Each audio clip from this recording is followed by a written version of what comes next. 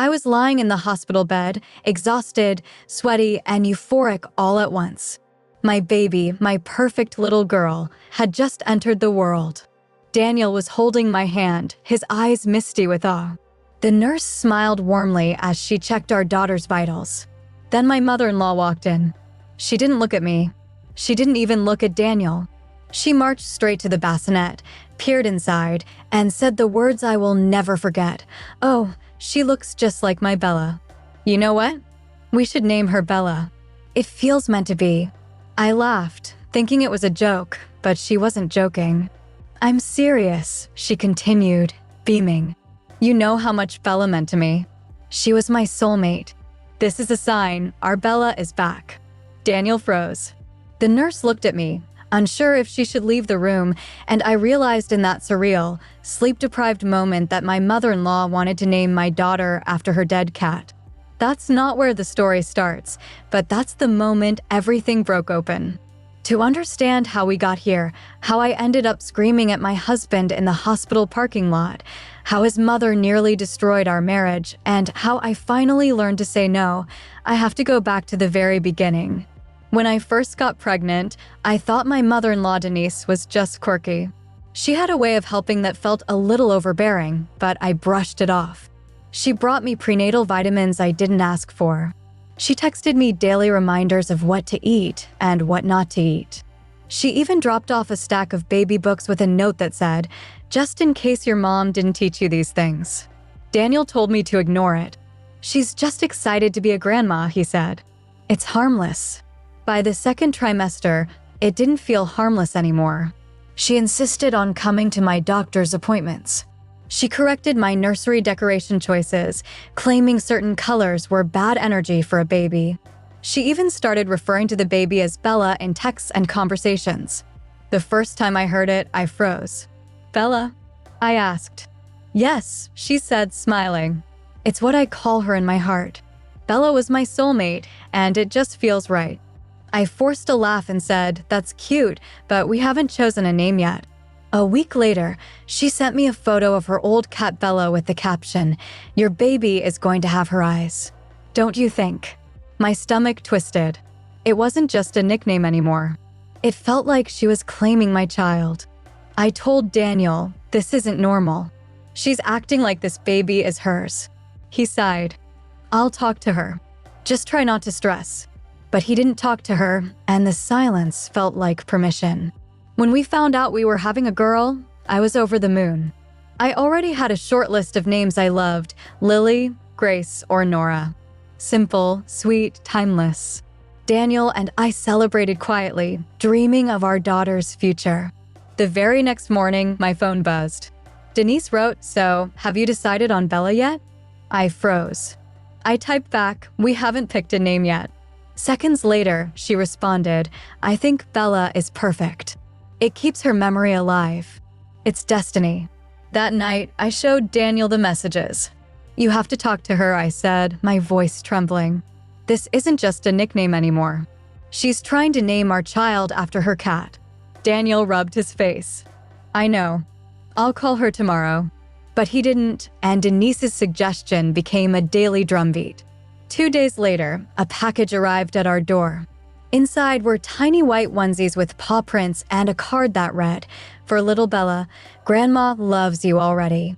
I stared at the fabric in my hands, my chest tight.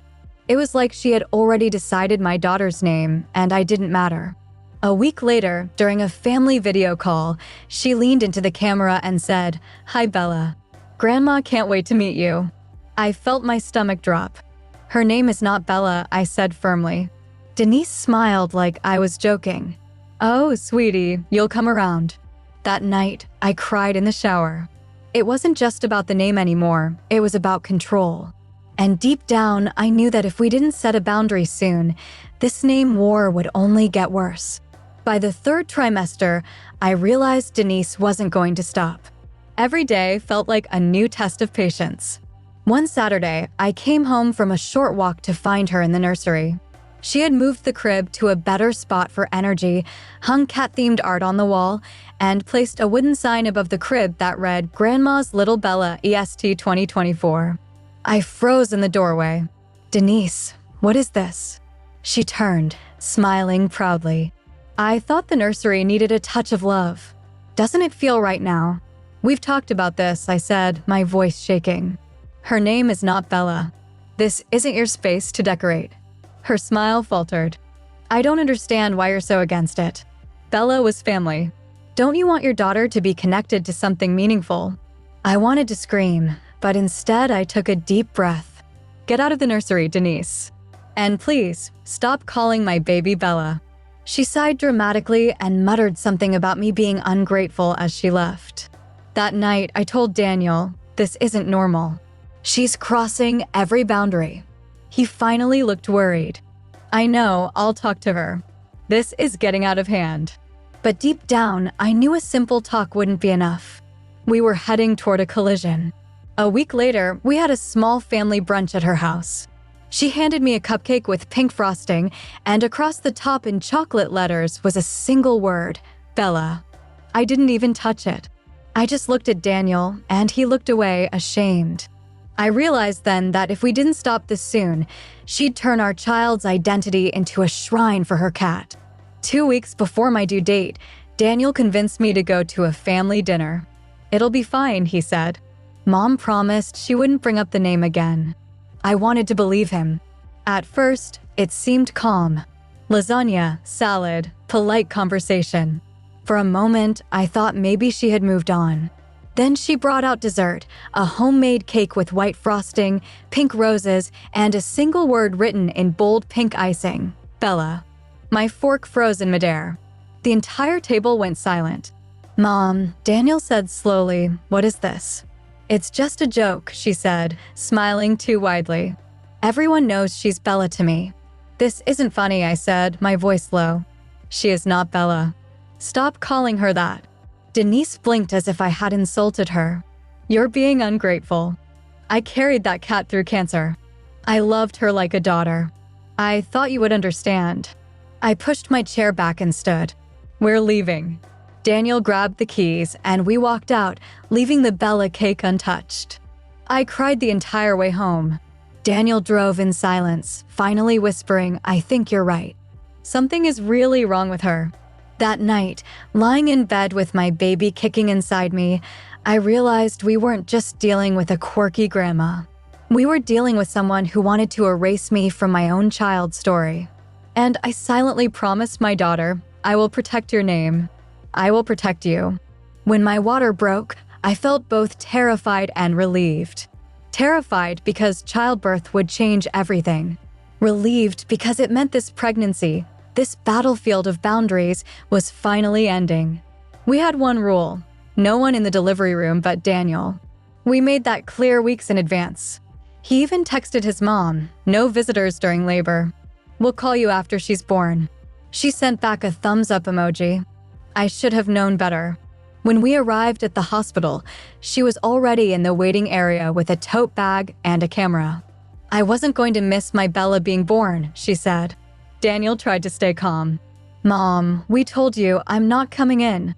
I'll just wait here, she said, clutching her bag like she was settling in for a movie marathon. 12 hours of contractions, exhaustion, fear, and constant buzzing from Daniel's phone. Has Bella arrived yet? Tell her grandma loves her. Don't forget to get a paw print kit for the memories. I wanted to scream. When Nora was finally born, I held her and cried, overwhelmed with love and relief. I thought, this is it, the moment I've waited for. Then the door opened.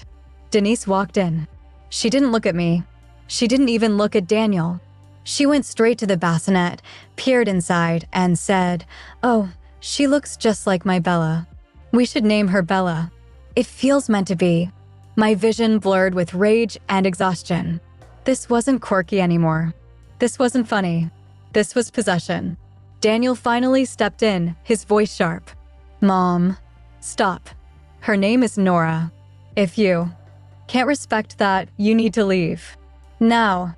The nurse gently escorted her out. I held Nora tighter and whispered, "I promise, I will protect you from this." The first week at home with a newborn is supposed to be magical, messy, sleepless, exhausting but magical, yet my house felt like a battleground. Denise showed up every single day. She brought cat-themed baby blankets. She left stuffed animals that looked like her old cat Bella. She corrected me on everything: how I held Nora, how I dressed her, how I fed her, and every single time she called my daughter Bella. "Oh, Bella's hungry," she would chirp, or "Bella needs a nap," or "Grandma loves her little Bella." On day 5, I was half asleep on the couch holding Nora against my chest when Denise leaned over and whispered, "Don't worry, Bella. Grandma's here. One day you'll understand why your name is so special." I snapped. "Her name is Nora. Stop calling her Bella. She is my daughter, not your cat." Denise gasped, clutching her chest like I had stabbed her. "I was only trying to honor Bella's memory," she whined. "Then buy a photo frame, plant a tree, but stop trying to rename my child," I shot back. That night, I told Daniel, no more daily visits, no more Bella. If she can't respect that, she doesn't come back for a while. He finally nodded, seeing the exhaustion and fury in my eyes. "I'll talk to her. This has to stop." For the first time since the hospital, I felt like I had drawn a line, but Denise wasn't done. A few days later, I got a notification on my phone. Someone had tagged me on Facebook. It was a photo of my daughter, one I had never shared publicly, and the caption read, "Grandma loves her little Bella, #family, #mybaby, #angelgirl." My heart dropped as I scrolled through the comments. "Congrats on baby Bella, she's adorable. What a pretty name for a pretty girl. She looks like she already loves her grandma." People actually thought her name was Bella. I called Denise immediately. "Delete that post now." "What?" "I'm just sharing my joy," she said. "Her name is Nora. Stop calling her Bella. People are going to think that's her name." "Well, I think you're being ungrateful," she snapped. I gave that child her first identity. I hung up, shaking with anger. That night, Daniel finally saw the post and the comments. He scrolled in silence, then looked at me. "Okay, this is it. I'll handle it." He called his mother, and for the first time in years, I heard his voice go hard and cold. "Mom, delete the post. If you ever share a photo of Nora again without our permission, we'll block you. Do you understand?" She cried, of course, accused me of turning her son against her, said I was cruel and didn't understand family, but the post came down. For a few days, I thought maybe it was over, maybe she had gotten the message, but I was wrong. 2 weeks later, Denise texted Daniel asking if she could drop off a small gift. He hesitated, but finally said yes. "Maybe she's ready to apologize," he said. "Let's just hear her out." I wasn't convinced, but I agreed. She arrived with a gift bag and a smile that didn't reach her eyes. "I brought something special for my Bella, Nora," she said, catching herself. I opened the bag and froze. Inside was a tiny white collar with a bell attached. My voice was ice. "This is for a cat." "No," she said quickly. "It's for a baby." I thought she'd look so cute, my little Bella. I felt my hands shake, placed the collar back in the bag, and looked her dead in the eye. "Get out." "What?" she stammered. "Get out of my house. You have disrespected me for months. You have tried to erase me as a mother, and you have tried to rename my daughter after your dead cat. I am done." Denise's face crumpled, and she dropped to her knees on my living room floor. "Please, please, she's my Bella. She'll always be my Bella." Daniel's voice shook, but he stood firm. "Mom, you need to leave. We'll talk when you can respect us, not before."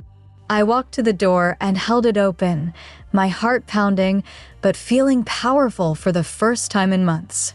Denise finally got up, grabbed her bag, and left without another word. The night we told Denise to leave, the house felt different, quieter, lighter, like someone had finally opened a window after months of suffocating air. I sat on the couch holding Nora against my chest, and for the first time since the hospital, I felt my heart beat slow. Daniel sat beside me, rubbing his face. "I've never seen her like that," he whispered. On the floor begging, it didn't even feel like my mom. "She wasn't seeing us," I said softly. "She was seeing her cat." The next morning, I braced myself for the fallout, and I wasn't wrong.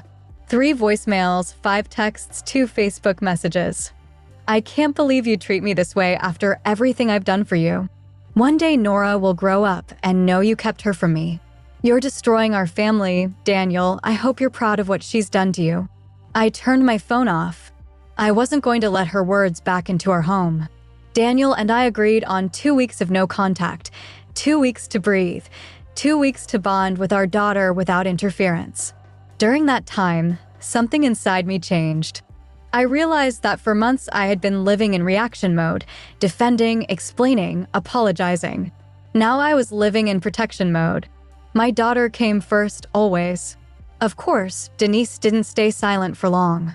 2 weeks into no contact, there was a knock at the door. I peeked through the window and saw Daniel's sister and aunt holding a basket of muffins. I hesitated, but Daniel opened the door. "We're just here to talk," his sister said gently. "Mom's devastated. She hasn't been sleeping. She just wants to see her grandbaby." I crossed my arms. "She can see her granddaughter when she stops calling her Bella." The aunt sighed. "You know how much Bella meant to her." Daniel finally stepped in, his voice firm. "And you know how much our daughter means to us. If Mom can't respect that, she won't be part of Nora's life, period." They left looking disappointed, but for the first time I felt proud, because Daniel wasn't torn anymore. He was with me completely. A month passed without a word from Denise. The house was calm, Nora was starting to smile, and our days finally felt like our own. I started to think maybe she had accepted our boundaries. Then one afternoon, a package appeared on our doorstep. No note on the outside, no warning. Daniel brought it in, and I opened it carefully. Inside was a photo album. The cover read, "Bella's Legacy." My stomach dropped. I opened it slowly. Page after page of Denise's kept Bella sleeping, stretching, wearing tiny hats. Pages covered with sparkly stickers and handwritten captions like "My First Christmas" and "Mommy's Favorite Girl." Then I reached the last page. It was Nora's hospital photo glued in place, and underneath written in silver marker were the words, "Bella too." I felt the air leave my lungs. I wasn't angry anymore, I was cold. I called Daniel into the kitchen. He flipped through the album, his jaw tightening with each page, and when he saw the last photo, he didn't hesitate. He picked up the phone and dialed his mother. "Mom, this is over," he said flatly. "You need help. Until you get it, you will not see Nora. No visits, no photos, no calls." I could hear her sobbing on the other end. "She'll always be my Bella," she cried. "Then you'll have to love her from afar," Daniel said, and hung up. That night I put the album in a box and shoved it in the closet. I wasn't ready to throw it away, but I was done letting it own my life. After we cut off contact, the house felt like a different place.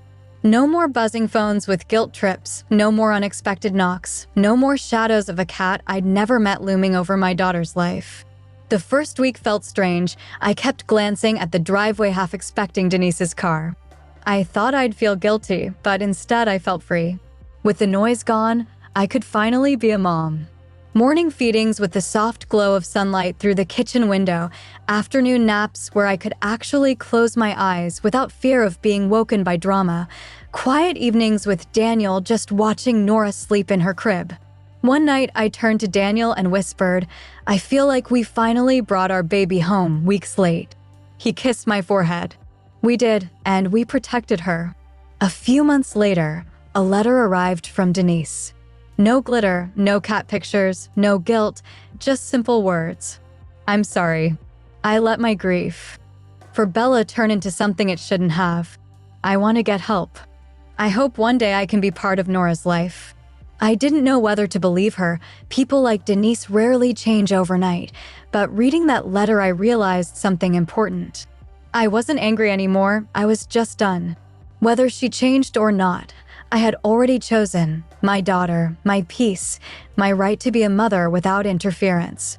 Daniel and I agreed that maybe one day we'd consider a supervised visit, but for now we lived in the quiet, and it was the sweetest quiet I had ever known. It's been a year since that day in the hospital. Nora is walking now. She says mama and dada, and when she points at the fridge magnets shaped like cats, I just laugh because she doesn't know the story behind them. She doesn't know she almost grew up with a name that wasn't hers, and she never will. Because I chose her future over someone else's past. I know some people would say, but she's family, you should forgive. It was just a name. But a name is more than a word.